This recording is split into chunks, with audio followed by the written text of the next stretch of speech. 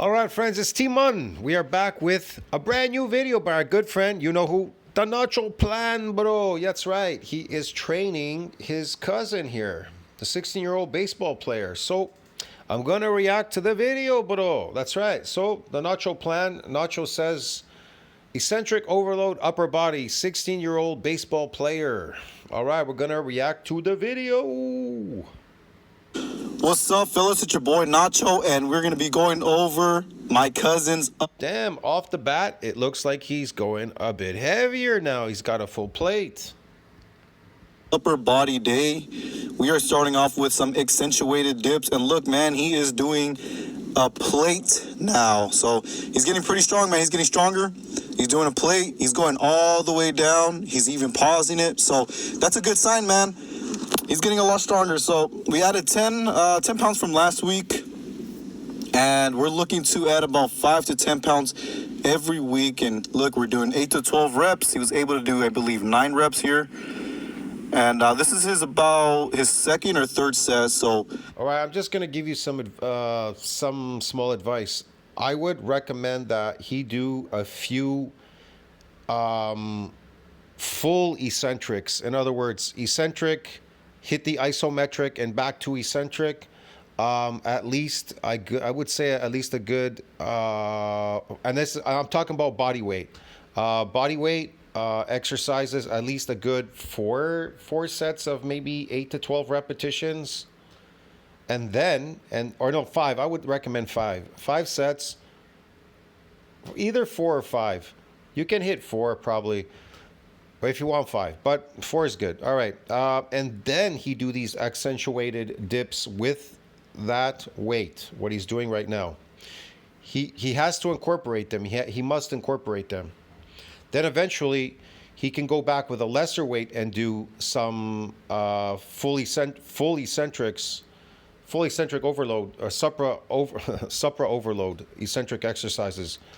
And then he could go back to accentuated, so he can transition back and forth. You need to incorporate. It's important to incorporate this in your exercises. Really, it really is. Trust me, it is. You don't just want to do accentuated overload exercises. even with it being his second or third set, he's still able to control it very well. We actually kept this weight for a good 4 or 5 sets, man. So he's getting a lot stronger. I'm definitely going to add some weight next week. That's definitely good. But that muscle really needs to be worked. So, like I said, it's really good to start out with some full body. He has to adjust. He has to learn how to do like full eccentric supra overload exercises. Probably about a good 10 pounds as he is getting strong. And yeah, man, it's doing wonders. He's hitting the ball harder. He's running a little faster now. That's great. It's just his performance is that's great. That's the idea. Yes, performance going up. And all we're doing is eccentric training, eccentric overload training. And that's because we are adding sarcomeres in series and in parallel when we do this type of training. I have posted something in my community section about, eccentric exercise and baseball play. Man, when it comes to sports, they'll give you a whole lowdown for every sport when it comes to eccentric exercise, how this is incorporated. But they talk about baseball, so I posted a small section from AI Overview Google in my community section. Care about concentric performance right now. We're just trying to build up his natural strength, okay? That's right. You should not focus on concentric. Concentric will happen with eccentric. Look, I'll explain this too. People really are so confused on this planet. This planet, there's gravity, all right, or whatever you want to call it. It's pulling you down. That is what's making you strong. Gravity makes you strong. When you go against gravity, it does not build your body up, your muscle, your mass and everything, your bone density.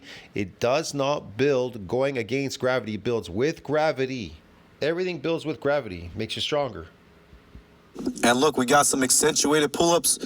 What he has here is a plate, and he is controlling it pretty well for his second set, I believe.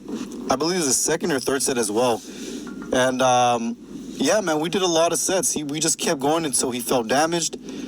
He's able to handle a lot of sets, which is, I think that's a pretty good sign. Next up, There was an old guy over there doing some dips too as well. He's got like weight between his feet. Too bad he doesn't have a weight belt. I would say he's definitely doing well there. He's definitely doing well. got this tricep machine. I really like this because you're able to do some very heavy loads, and you could use your body to push the weight up and just focus on that eccentric. That's important, yeah. That's one thing that's one thing that's good about these machines, man. You know, you can incorporate them. I would incorporate them, some of them, not all, some definitely are great. Like I said, what you want to incorporate is doing when you're going through these exercises, you want to incorporate at least one unaccustomed exercise to this so you can get gains.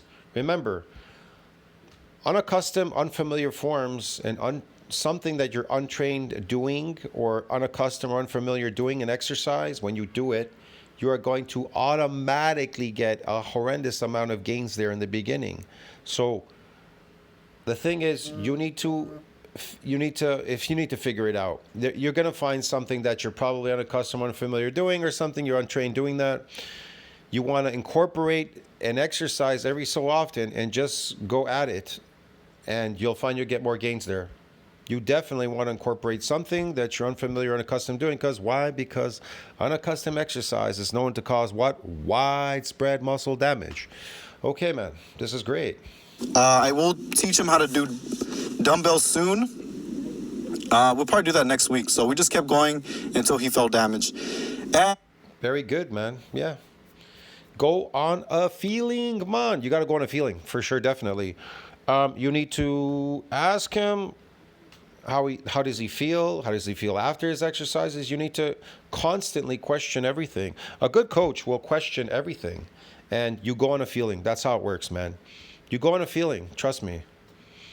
And you'll get a response from the person you're coaching. Yeah. I was able to record some biceps. This is what we usually do. We do some accentuated bicep work. Okay, I like these. This is good. Yeah. You want to know how I would do this without a spotter? It's really simple. So you crouch in front of the weight there. You stack the weight. You crouch down. You just hold the weight up. You pick it up because the bar, there's some slack there. You pick it up, and then you kind of lift your body back up to the top, and then you lower it. See what I mean? Yeah, that's it. You bend down again like in a squat position, right? You pull the bar up just the way it is like that. You pull it up like that, and then you stand up again, and then you lower it again. Yeah, that is a way of doing it without a spotter. I think people don't even realize that. So you can literally start from the top and go all the way down. Now, me personally, you have to be careful with that. You know what I mean? It's good to overload it, but what's so unique about eccentric exercise when you're not passing that isometric point, because really going super heavy from the top down can cause an injury. That's where most people get injured, in the eccentric. And so the whole point is to get stronger in the eccentric before you can even attempt any of this on the concentric. That's the idea. Muscle protects you from getting a permanent injury or whatever. This is a little bit over his max. I mean, he's getting pretty strong. He was able to concentric. Hey, he's really doing pretty good, actually. You're doing well, man. He's doing really well here. This is quite heavy for a 16-year-old. Curl 150, I believe, which is almost a full stack. So, and we don't even do biceps that often. It's only once a week. And yeah, this is like his third or fourth set, so he's getting pretty. You want to incorporate some forearms? If you have like a band, or you know what? I actually use the handles. If it's a cloth handle, one of those handles, not a metal one, a cloth one, you can the handle kind of slips down to the bottom. You wrap your thumb in it and you do these twisting motions, just like people would do in arm wrestling. So that twisting motion will do the front and the back part of the forearm. It does both angles. So you just do a twisting motion. Really, that's really what it is. So you wrap it around your thumb and do a twisting motion, an inward, outward motion. That's going to do your forearms, definitely. So you might want to incorporate that in there. I mean, if he's not doing it, you might want to incorporate that. That's a lot easier than doing front to back. You know what I mean? Like you're going to do front to back. That might take up too much time. He doesn't have time. You might want to incorporate these twisting motions, wrap it around the thumb, twist forward and backward. That is an arm wrestling technique for forearms. That really helps people when they don't have time. Tired already, but here we go. We got some upper back. His form is getting a little better. Yeah, he's still, yeah, he's not, his arms are, it's kind of like pulling his arms in. Again, people have this tendency, they think it's an arm exercise. It's not an arm exercise. You know what I mean? And it might be too light. He's got to go heavier. It has to be enough that it's pulling on his arms that he cannot pull it. So, yeah, it's kind of like you're kind of bending a bit and then you're pulling your back backward and your shoulder blades are pulling inward. Your whole back area is pulling inward. And then it's pulling outward, going back down again. But he's kind of bending his elbows in here, which is not really, it's not really eccentric. He's still having trouble using his arms, but okay, there he goes. He straightened that out there for a moment. He's a little bit too stiff here. He's got to bend inward and outward. It's just like a rowing exercise. He's got to concentrate more. Eventually he'll get it. He'll understand it. look at this is about his first set. So as the sets went on, we gradually increased the weight to where he was almost doing a full stack. Yeah, I'll go back to when you were talking here. Hold on, because I interrupted you. All right, hold on a second.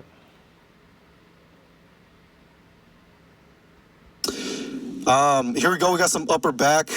His form is getting a little better.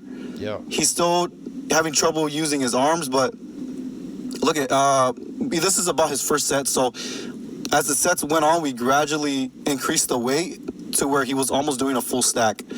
I'm just happy that his form is getting better. I'll see you guys later. Peace. His form is pretty good still. For a person that is starting out, his form is really good. It's going to get better all the time. It's just going to get better all the time. He's going to feel this damage. Remember, you got to go on a feeling. He must feel it in his back. As he's going through the exercise, he's going to literally start feeling it in that back area. He's got to feel it. You got to ask him, where do you feel it in your back? You must ask questions all the time. When coaching somebody, you have to ask them questions all the time. Where are you feeling this? You know, by the time you get to the 6th, the 7th, the 8th set, do you feel it now? Are you feeling it? Do you feel it? Where do you feel it exactly? Are you feeling it in your back?